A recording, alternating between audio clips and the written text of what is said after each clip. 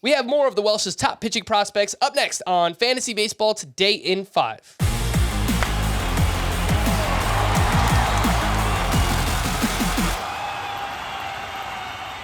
Welcome into FBT in 5. Today is Saturday, December 17th. I am a very festive Frank Sample, joined by a very festive Welsh. Make sure you follow him on Twitter at @IsItTheWelsh. Last week, we talked about his top 5 pitching prospects in Dynasty Leagues. I'll just quickly recap those. Grayson Rodriguez from the Orioles, Andrew Painter from the Phillies, Ricky Tiedemann from the Blue Jays, Yuri Perez from the Marlins, and Kyle Harrison from the Giants. How about we give you 5 more? And we're going to start with 2 Cleveland Guardians prospects, Gavin Williams and Daniel Espino. Gavin Williams, big body, 6'6", ridiculous numbers. Daniel Espino, huge strikeout upside, but has been dealing with some injuries, only made 4 starts this past season. Welsh, why do you have Gavin Williams over Daniel Espino? Well, there's a consistency. I mean, you kind of put it out there right now. I think if Daniel Espino had not suffered the injuries that he had and was able to 90% repeat what he had been doing, at least on track for, I think we would be talking about him in the top 3 overall pitchers right now. It's a big, dominant fastball that he can move around. This is a power pitcher. This is a big power pitcher where all secondaries are going to just play into this big power, or you could just say the big fastball is going to set up even the average secondaries to do big stuff. And there's a lot of movement. I mean, this is a big spin guy as well, but the injuries have you a little bit concerned. So is there a risk that there could be relief in the future? Yes. We just talked about this on the full show for Fantasy Baseball today of what is a pitching prospect overall? That's always a big question.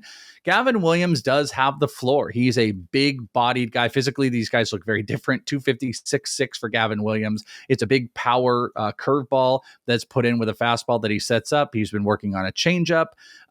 This is a relative 4-pitch pitcher who had a sub-2 ERA this past season, almost 150 strikeouts, a sub-1 whiff, and he did this in his first professional season moving 2 levels, and he was able to end and dominate at AA with a 2.31 ERA. So I think he checked every single box.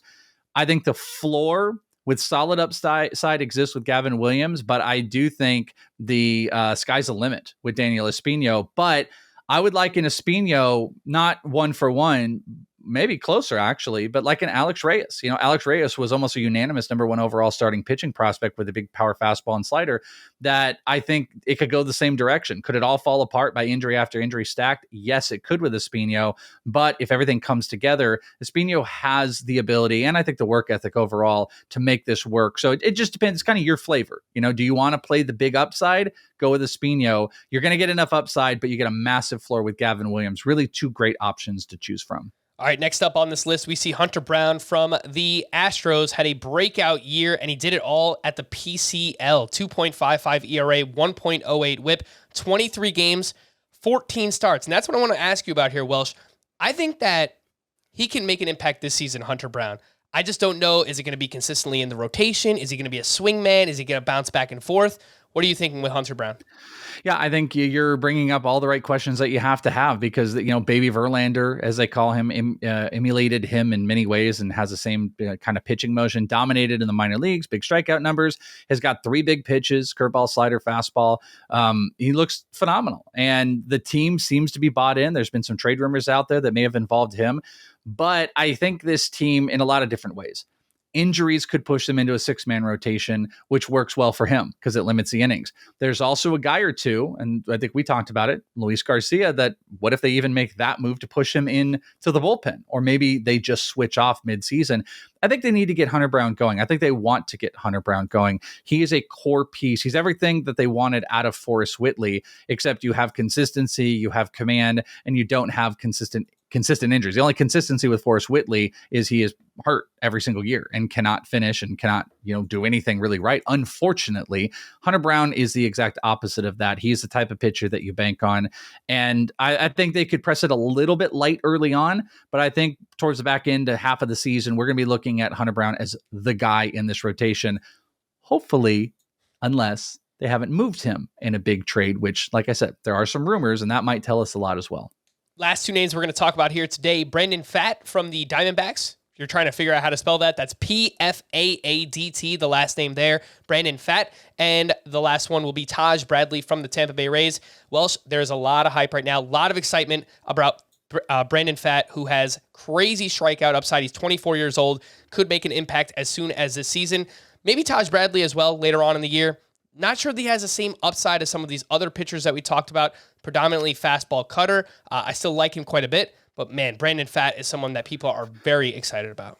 Yeah, and I want to make the focus on him for a minute because I've made him as a top 10 overall pitcher, as you can see on my minor league SPs. And this is a big deal. It's a riding, sinking fastball. He's got a mid-90s on the fastball, great slider that bites. I mean, this guy's got multiple pitches, a fading changeup.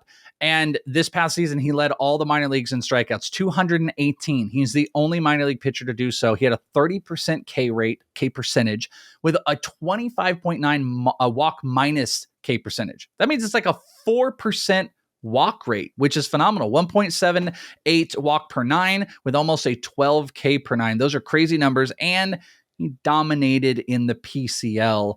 This is something. Brandon Pfaadt is on a high rise. I don't think people have caught quite up. And if I'm in a dynasty league, I'm going to go click. I'm going to type in PFAADT. Remember, PFAADT. I'm going to see who owns him, and I'm going to give him a little ring and maybe a little trade offer and try to get me some Brandon Pfaadt for the 2023 season. All right. For more extensive fantasy baseball coverage, listen to the Fantasy Baseball Today podcast on Spotify, Apple Podcasts, Stitcher, your smart speakers, or anywhere else podcasts are found. Thanks for listening to Fantasy Baseball Today in 5. We'll be back again on Tuesday morning. Bye-bye.